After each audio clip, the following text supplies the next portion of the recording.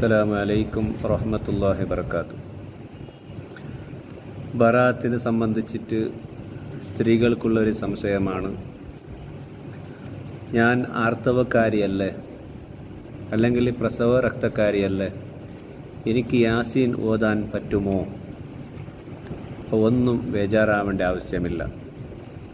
കാരണം ഇബ്നു ഹജറുൽ ഹൈതമി റളിയല്ലാഹു അൻഹും അദ്ദേഹത്തിൻ്റെ ഉസ്താദ് ഇമാം റംലി റളിയല്ലാഹു അൻഹും അവർ പ്രസ്താവിച്ചിട്ടുണ്ട്, ഖുർആൻ എന്ന കസ്ദോട് കൂടി അല്ലാതെ ഖുർആൻ മൊത്തവും ഓതി തീർക്കാൻ ജായിസാണ് എന്ന്.